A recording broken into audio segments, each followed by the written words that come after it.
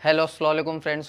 कैसे हो आप लोग। फ्रेंड, आज का हमारा टॉपिक है एक एम आई नोट 6 प्रो है जिसमें एमएमसी का इशू है। इसकी एमएमसी हमने कनेक्ट करके भी देखी है, बॉक्स में कनेक्ट नहीं हो रही है। तो एम आई नोट 6 प्रो में कैसे एमएमसी चेंज करते हैं उस प्रोसेस को समझेंगे। ठीक है, सबसे पहले तो आपको पता कैसे चलेगा कि इस फ़ोन में एमएमसी का इशू है। तो आप जैसे ही कंप्यूटर में कनेक्ट करते हैं पोर्ट, चाहे डायरेक्ट पोर्ट लेता है या ईडीएल से पोर्ट लेता है, और फिर आप इसको फ्लैश करते हो तो फ्लैशिंग में एरर आता है। ठीक है, या फिर आप रीड इन्फो करते हो तो सिस्टम पार्टीशन इज़ मिसिंग दिखाता है। या फिर आप डीसी मशीन पे बूटिंग देखेंगे तो आपकी बूटिंग जो है डीसी मशीन पे ओके बूट आएगा। 70 टू 200 के अंदर कोई भी फ़ोन स्टक होता है तो आपको एमएमसी निकाल के उसकी हेल्थ टेस्ट करनी है। और अगर आपका फ़ोन डबल डेकर का है तो 100, 150, 200 पे स्टक हो रहा है तो आपको डबल डेकर साइड जाना है। ठीक है, तो ये फ़ोन हमारा 100 पे स्टक है और हमने यहाँ पे पोर्ट भी चेक किया तो पोर्ट भी कनेक्ट हो रही थी। और नंबर 2, इसकी एमएमसी भी हमने रिमूव की है। देखिए यहाँ पे एमएमसी ऑलरेडी निकली हुई है। ठीक है, जो हमने यहाँ पे यूएफआई में कनेक्ट किया है एमएमसी को, बट ये एमएमसी डिटेक्ट नहीं हो रही है। मैंने यहाँ पे इसको सब कुछ करके देखा है, वोल्टेज को कम ज़्यादा करके, बट कोई भी एंगल से ये डिटेक्ट नहीं हो रही। तो अब यहाँ पे अपनों को एमएमसी को चेंज करना है। तो फ्रेंड, यहाँ पे हम समझते हैं कि एमआई फ़ोन में, एमआई के कॉलकॉम फ़ोन में आपको एमएमसी चेंज करने के लिए क्या चाहिए और क्या नहीं चाहिए। तो यहाँ पे आपको सबसे पहले, अगर आपकी ओल्ड एमएमसी डिटेक्ट होती है, ओल्ड एमएमसी डिटेक्ट होती है तो आपने उसकी सिर्फ सिक्योरिटी लेनी है। उसकी सिक्योरिटी लेने के बाद आपको क्या करना है, कोई भी सैमसंग की एमएमसी लेनी है, उसका आरपीएम भी क्लीन करना है।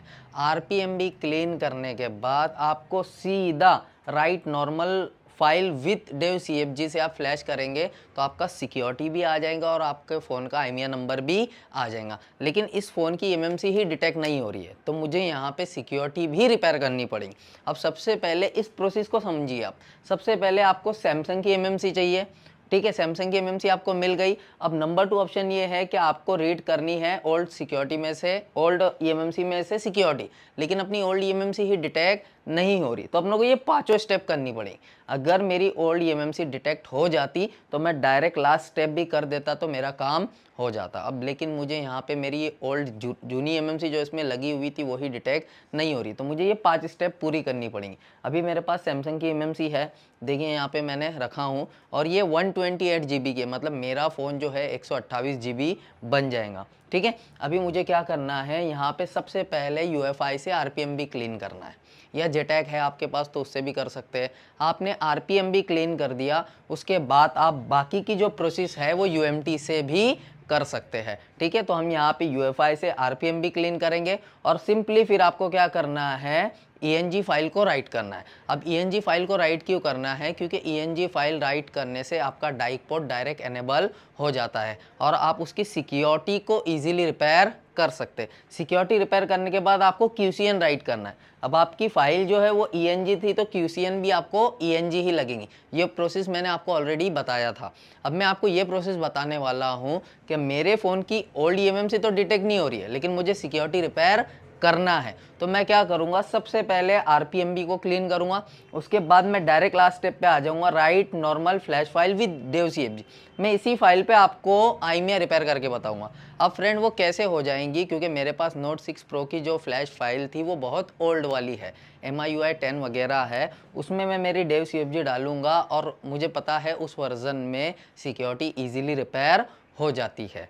तो मैं क्या करूँगा, ये ईएनजी वाली स्टेप नहीं करूँगा, सिक्योरिटी रिपेयर नहीं करूँगा, ईएनजी फ्लैश फाइल राइट, क्यूसीएन राइट नहीं करूँगा, मैं सिंपली नॉर्मल फ्लैश फाइल पे आ जाऊँगा और एक डेव सीएफजी आती है गिव मी रोम से डाउनलोड करके उसमें आपको रिप्लेस करना है और उससे फ्लैश कर दूंगा। अगर आपके पास नॉर्मल फ्लैश फाइल बहुत ओल्ड वाली पड़ी है जिस पे सिक्योरिटी ईजी रिपेयर हो जाता है तो आपको ईएनजी वाली स्टेप करने की ज़रूरत नहीं पड़ती है।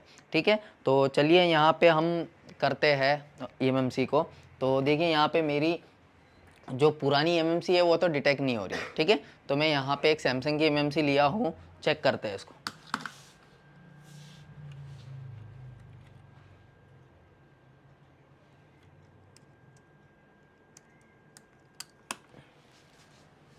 आइडेंटिफाई करते हैं इसको।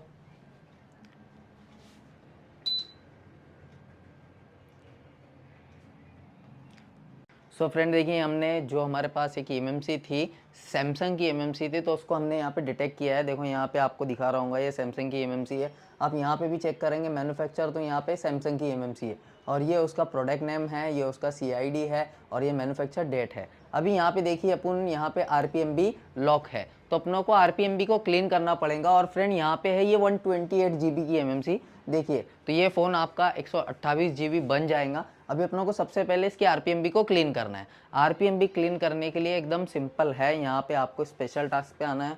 ठीक है, स्पेशल टास्क पे आने के बाद यहाँ पे आपको एमएमसी फुल फैक्ट्री रीसेट दिख रहा है, उसके ऊपर क्लिक करना है और यहाँ पे इसको यस करना है।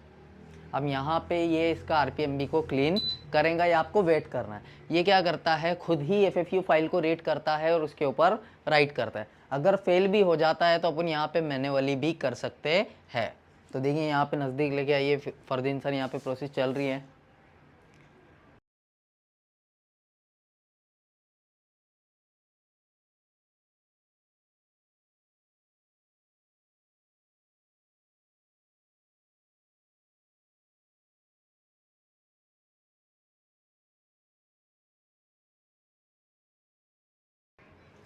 सो फ्रेंड देखिए यहाँ पे डन हो चुका है, यहाँ पे फर्मवेयर राइट हो चुकी है। ठीक है, देखिए यहाँ पे सीआईडी भी चढ़ चुका है, कंप्लीट प्रोसेस हो चुकी है। अब यहाँ पे आपको आइडेंटिफाई करना है, देखते हैं इसका सीआईडी सॉरी आरपीएमबी क्लीन हुआ क्या। तो मैं यहाँ पे आइडेंटिफाई कर रहा हूँ, यहाँ पे चेक करते हैं। तो देखिए आरपीएमबी क्लीन हो चुका है, ऑथोराइज की नोट प्रोग्राम आ रही है। तो यहाँ पे अपनी जो पहली प्रोसेस थी वो कंप्लीट हो चुकी है। तो अपनी पहली प्रोसेस थी आरपीएमबी क्लीन करना, तो ये हमने कर लिया है। अब बाकी की प्रोसेस आप यूएमटी से कोई भी टूल से कर सकते हैं। तो बाकी की प्रोसेस मैं भी यहाँ पे यूएफआई या जेटैक से नहीं करूँगा, बहुत टाइम लेगा ये फ्लैशिंग में, तो मैं इसको यूएमटी से करूँगा। तो चलिए यहाँ पे आईसी लगाते हैं। ठीक है, सो फ्रेंड देखिए यहाँ पे हमने आरपीएमबी को क्लीन कर दिया है, अब इस बोर्ड में फ़िक्स करेंगे। तो चलिए मैं यहाँ पे इस बोर्ड में फ़िक्स करता हूँ।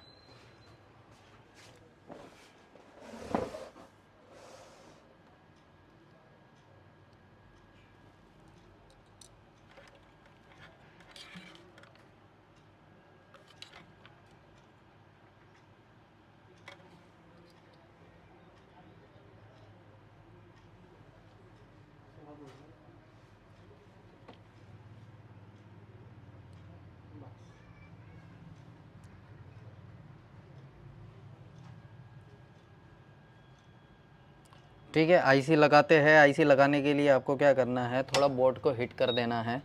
ठीक है, थोड़ा नॉर्मली आपको बोर्ड को हिट करना है।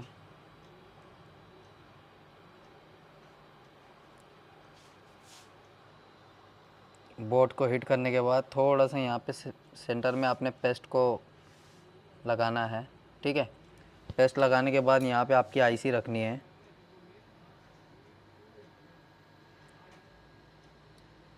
ठीक है, मैं यहाँ पे आईसी लगा रहा हूँ।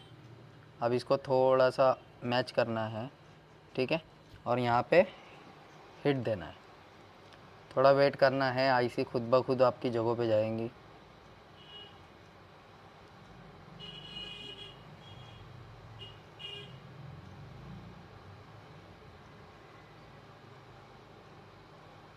ठीक है, देखिए यहाँ पे टाइम हो चुका है और यहाँ पे पेस्ट नहीं निकलता है चारों साइड से, तो आपको थोड़ा सा पेस्ट इंसर्ट करना है।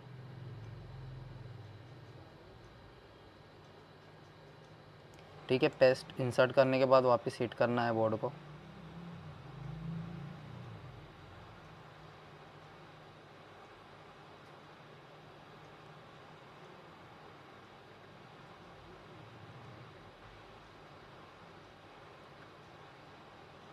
अब यहाँ आपकी आईसी लग चुकी है, थोड़ा सा डांस करा लेना है। ठीक है, तो देखिए यहाँ पे आईसी लग चुकी है। अब बोर्ड को थोड़ा ठंडा होने देते हैं। ठीक है,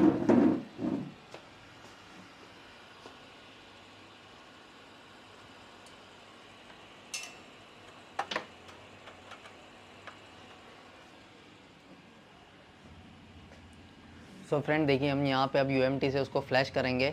अभी हमारा फ़ोन जो है वो डायरेक्ट पोर्ट लेगा। तो यहाँ पे मेरे पास इसकी मॉडिफाई फर्मवेयर पड़ी है, तो मैं यहाँ पे इसको ओपन करता हूँ। ठीक है, तो यहाँ पे माउस ही यूज़ कर लेते हैं अपन। ठीक है, तो यहाँ पे देखिए यहाँ पे हमारी फर्मवेयर रखी हुई है, उसको अपन ओपन करते हैं।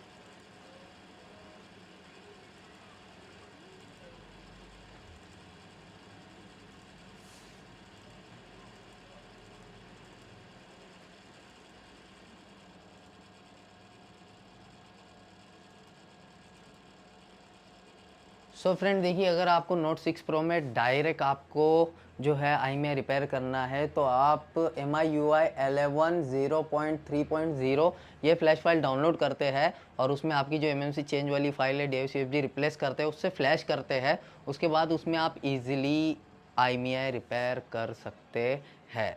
तो हम वही करेंगे यहाँ पर, ठीक है। तो देखिए हम यहाँ पे फाइल सिलेक्ट कर रहे हैं,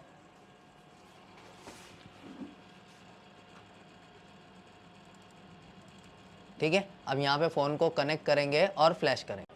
सो फ्रेंड देखिए, हमने यहाँ पे फाइल सिलेक्ट कर लिया था और MMC भी लगा दी है। यहाँ पे प्रोटेक्ट IMEI को अनटिक कर देंगे फ्रेंड, ठीक है। तो हम यहाँ पे माउस से करते हैं प्रोटेक्ट IMEI को अनटिक, ठीक है। तो यहाँ पे प्रोटेक्ट IMEI को अनटिक कर देंगे। उसके बाद यहाँ पे हम रीड इन्फो की भी अनटिक कर रहे हैं। तो देखिए यहाँ पे फ़ोन की पोर्ट कनेक्ट हो चुकी है और डायग्नोस्टिक क्यों बता रहा है, तो ये थोड़ा ड्राइवर में इशू है, इसके लिए मैं यहाँ पे इसको चेंज कर देता हूँ, QD लोडर कर देता हूँ।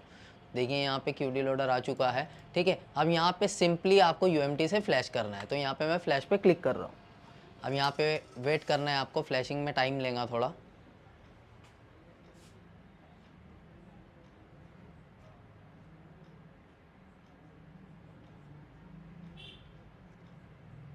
सो यहाँ पे आपको वापस कनेक्ट करना है, देखिए। और ये फ़ोन डायरेक्ट पोर्ट लेगा, ठीक है, क्योंकि इसमें कोई भी फाइल नहीं है। तो मैं यहाँ पे कनेक्ट कर रहा हूँ, अनप्लग की करके मैंने वापस कनेक्ट किया है यहाँ पे। तो देखिए यहाँ पे पोर्ट कनेक्ट हुई है रिटर्न। तो यहाँ पे देखिए, यहाँ पे लोडर चेक कर रहा है। अभी यहाँ पे उसको फ्लैश करेंगे, आपको वेट करना है।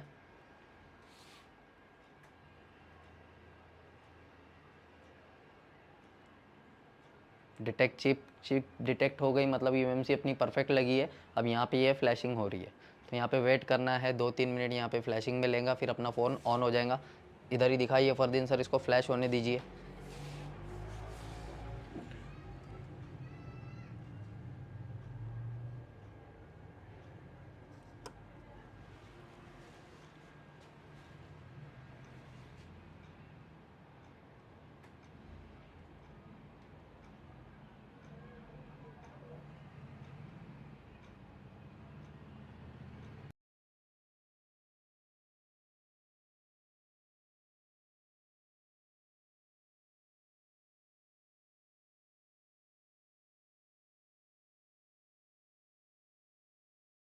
सो फ्रेंड देखिए, यहाँ पे फ्लैशिंग डन हो चुकी है। देखते हैं हमारा फ़ोन वहाँ पे ऑन हुआ है या नहीं हुआ है, ठीक है। तो देखिए यहाँ पे फ़ोन ऑन हो चुका है और ये ऑन होने में थोड़ा टाइम लेगा, ठीक है। तो हम यहाँ थोड़ा वेट करते हैं। तब तक हम एक प्रोसेस को समझते हैं फ्रेंड। तो चलिए, ये प्रोसेस कंप्लीट होने के बाद मैं आपको लास्ट में बताता हूँ। ये फ़ोन ऑन हो रहा है फ्रेंड, देखिए, ठीक है। अब ऑन होने में यहाँ पे ये 5-10 मिनट लेगा, क्योंकि लोगों पे टाइम लेगा। ये फ़ोन पूरा ऑन हो जाता है, उसके बाद हम आपको फिर से मिलते हैं। सो फ्रेंड देखिए, ये फ़ोन कंप्लीट ऑन हो चुका है, लेकिन अब इसमें क्या है कि IMEI नंबर नहीं बताएंगा आपको, ठीक है, क्योंकि इसका IMEI नहीं आएगा। ओल्ड सिक्योरिटी नहीं ले पाए थे हम। तो देखिए अनेबल टू गेट IMEI आ रहा है। अभी यहाँ पे बेस बैंड भी चेक करेंगे, तो यहाँ पे बेस बैंड भी अननोन दिखाएगा, ठीक है। अबाउट में ऑल स्पेस में तो यहाँ पे देखिए बेस बैंड वर्जन भी अननोन है। और फ्रेंड यहाँ पे हमने 128 GB की MMC लगाए थे, तो यहाँ पे अपनी MMC भी यहाँ पे 128 GB दिखा रहा है, दिख रहा है आपको। तो हमने यहाँ पे इसको 128 GB बना दिया है। अब यहाँ पे आपको क्या करना है, पहले आपको बेस बैंड लाना पड़ेगा और बेस बैंड आ जाएगा QCN से। तो हम QCN मॉडिफाई कर देंगे तो IMEI और बेस बैंड एक साथ आ जाएगा, क्योंकि यहाँ पे देखिए IMEI लिखा हुआ है, ठीक है। और आपको ओरिजिनल IMEI ही राइट करना है। तो हम यहाँ पे क्या करेंगे, इसके अबाउट में जाके, ठीक है, MIUI पे क्लिक करके यहाँ पे ADB ऑन कर लेंगे, ठीक है, क्योंकि हमको ADB ऑन करना है। और अभी ADB ऑन किसके लिए करना है वो भी मैं आपको आगे दिखा रहा हूँ, ठीक है। तो यहाँ पे एडिशनल में आना है और यहाँ पे डेवलपर में यहाँ पे OEM को भी ऑन कर देते हैं, ठीक है, अनेबल। और यहाँ पे USB डिबगिंग को भी ऑन कर देते हैं, ओके। तो यहाँ पे इसको ओके करना है, फाइल ट्रांसफ़र, ठीक है। हम यहाँ पे हम इसको रख देते हैं।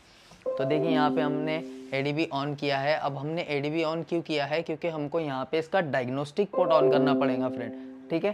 तो देखिए डायग्नोस्टिक पोर्ट ऑन करने के लिए आपको क्या करना पड़ेगा कि डाइक पोर्ट एनेबल करने के लिए आपको पहले कुछ फ़ोन के कोड होते हैं वो टाइप करके देखना है। कुछ फ़ोन में कोड वर्क नहीं करता है तो आपको यहाँ पे CMD कमांड से करना पड़ेगा, ठीक है। तो देखिए यहाँ पे उसकी ये CMD कमांड है, ठीक है, बहुत तरीके होते हैं, कुछ फ़ोन में कोड चल जाते हैं, कुछ फ़ोन में कोड नहीं लेता है, तो ये तरीके से सक्सेस हो ही जाता है। तो हम यहाँ पे ये सब टाइप करेंगे। ये टाइप करने के लिए आपको एडीबी ऑन करना पड़ता है। एडीबी ऑन करने के बाद यहाँ पे आपके पास मिनिमल एडीबी टूल होना चाहिए, जो गूगल पे आप देखेंगे तो 5-10 एमबी का होगा, ईजिली आपको मिल जाएगा। तो देखिए हमने यहाँ पे टूल भी ओपन किया है। अब यहाँ पे हम इसका एडीबी ऑन कर रहे हैं, ठीक है। तो फरदीन सर आप यही दिखाइए, हम यहाँ माउस से चला रहे हैं, ठीक है। सो फ्रेंड देखिए यहाँ पे ये आपका मिनिमल एडीबी टूल है। यहाँ पे आपको सबसे पहले लिखना है या यहाँ पे इससे कॉपी पेस्ट कर देना है। देखिए यहाँ पे हमने ये नोटपैड रखी है, ठीक है। एडीबी डिवाइसेस, इसको कॉपी करना है, ठीक है, और यहाँ पे पेस्ट कराना है। ये हम क्यों कर रहे हैं, क्योंकि हमको डाइक पोर्ट ऑन करना है। देखिए यहाँ पे कोई भी पोर्ट नहीं दिखा रहा है, तो हम यहाँ पे इसको पेस्ट कर रहे हैं। तो पेस्ट करने के लिए यहाँ पे अभी कॉपी नहीं हुआ है, तो यहाँ हम ठीक से इसको कॉपी करते हैं। देखिए यहाँ मैंने इसको कॉपी किया, ठीक है। अब यहाँ पे पेस्ट करना है। यहाँ पे मैंने पेस्ट कर दिया, एंटर प्रेस करना है। तो देखिए यहाँ पे आपके डिवाइस को सर्च कर रहा है।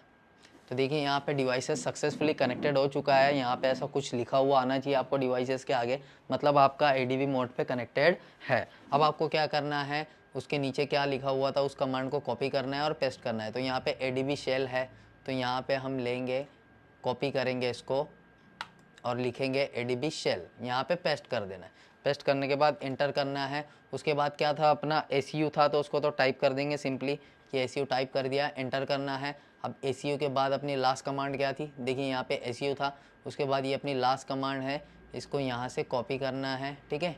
कॉपी करने के बाद इसको यहाँ पे पेस्ट कर देना है और एंटर करना। अब जैसे ही मैं एंटर करता हूँ तो देखिए यहाँ पे मेरा डाइक पोर्ट ऑन हो गया है, ठीक है।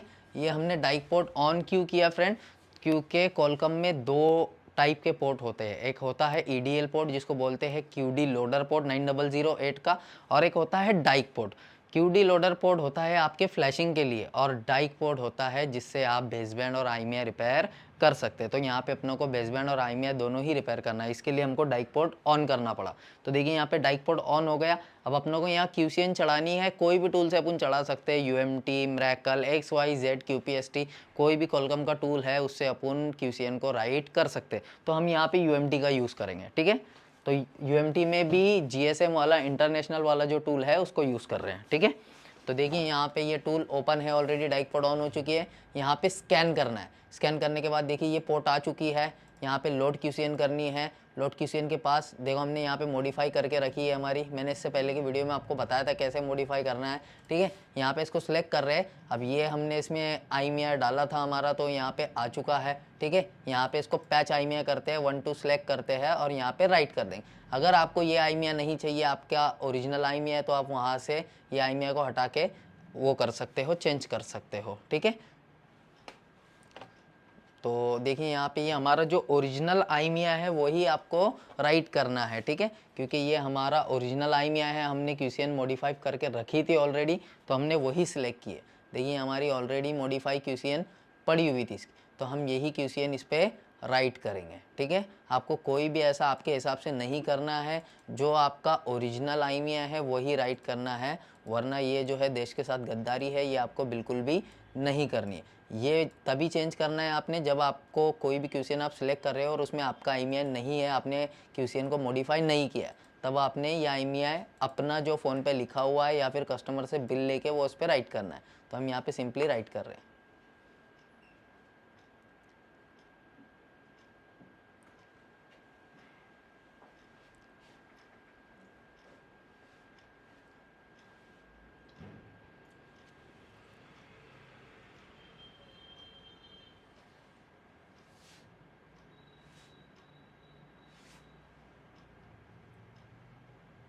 ठीक है, यहाँ पे डन हो चुका है।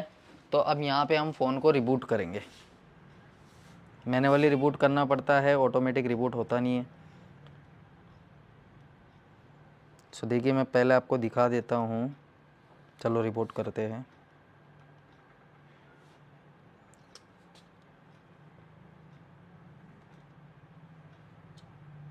देखिए मैं यहाँ पे आपको दिखाता हूँ कि इसमें जो है आईमिया नहीं है, ठीक है। अभी हमने प्रोसेस की है, अब यहाँ पे इसको रिबूट करते हैं।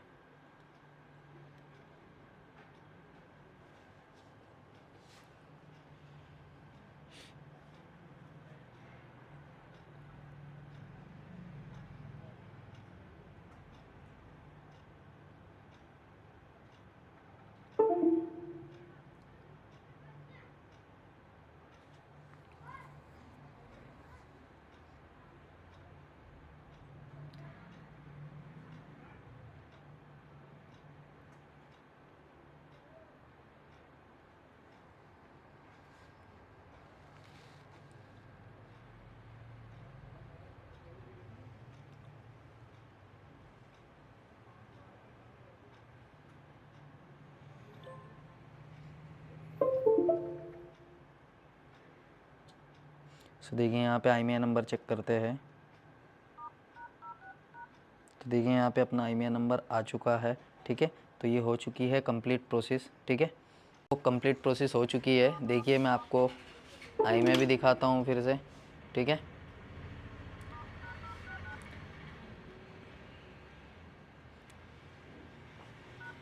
ठीक है, ये IMEI नंबर है। अब यहाँ पे आप देखिए कि इसकी जो हमने मेमोरी अपग्रेड किया था 128 GB, वो भी दिखाता हूँ, ठीक है। यहाँ पे 128 GB यहाँ पे हो चुका है, ठीक है। अब मैं आपको फिर से डिटेल बताता हूँ कि एक्चुअल में हमने किया क्या है पूरी प्रोसेस और आपको क्या करना है। आप इसको समझ गए तो आप MMC चेंज ईजिली कर सकते हैं, ठीक है। तो यहाँ पे मैं फिर से एक्सप्लेन करता हूँ आपको। तो यहाँ पे हम हमारी नोट्स ओपन कर लेते हैं जो ऑलरेडी यहाँ पे ओपन है, ठीक है। हम यहाँ पे आपको दिखाते हैं कि हमने क्या प्रोसेस किया था। मैंने पहले भी आपको समझाया था, मैं आपको एक बार फिर से समझा रहा हूँ। अपनी कंप्लीट प्रोसेस होने के बाद आपको MI फ़ोन में MMC चेंज करना है। MI के में 2 CPU आते हैं, एक कॉलकम आता है, एक MTK आता है। MTK की प्रोसेस अलग होंगी। मैं यहाँ पे कॉलकम CPU की स्टेप की बात कर रहा हूँ। कॉलकम CPU में आपको क्या करना है, सैमसंग की MMC लेनी है। सैमसंग की MMC क्यों लेनी है, क्योंकि उसका आप RPM भी क्लीन कर सकते हो सिर्फ इसीलिए।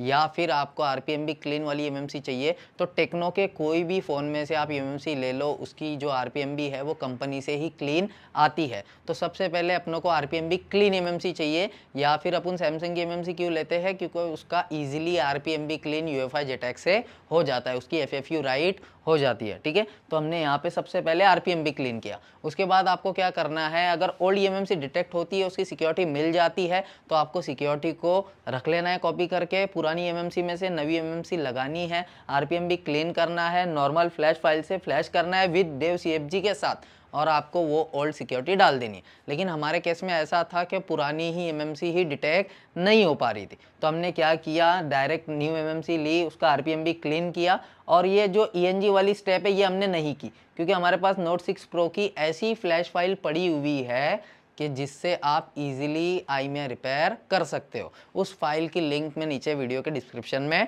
डाल दूंगा, क्योंकि आप भी कोई भी फ़ोन की ऐसी फाइल मॉडिफाई कर सकते हो। कोई भी फ़ोन है, अगर आपको ENG वाली स्टेप नहीं करनी है तो आप उसको ओल्ड ये फाइल से फ्लैश करो, जिस पे IMEI नंबर इजीली रिपेयर हो जाता है। तो हमने यहाँ पे उस फाइल से फ्लैश किया, फ़ोन का डाइक पोर्ट एनेबल किया, QCN राइट की और उसका IMEI भी रिपेयर किया। अब हमारी QCN में ही उसका IMEI आ गया था ऑलरेडी, क्योंकि मैंने आपको पहले एक टूल बताया था कि IMEI QCN IMEI टूल था, जिससे आप QCN से IMEI नंबर को रिप्लेस कर सकते हैं। तो अगर आपने वो वीडियो नहीं देखा तो नोट 5 प्रो के वीडियो में जाइए, आपको पता चल जाएगा। तो ये थी फ्रेंड प्रोसेस। मैं जल्दी आपको MTK में भी MMC चेंज की फुल प्रोसेस दिखाऊंगा, ठीक है। तो आई होप आपको समझ में आया होगा। मिलते हैं किसी नेक्स्ट वीडियो में, तब तक के लिए खुदा हाफिज़।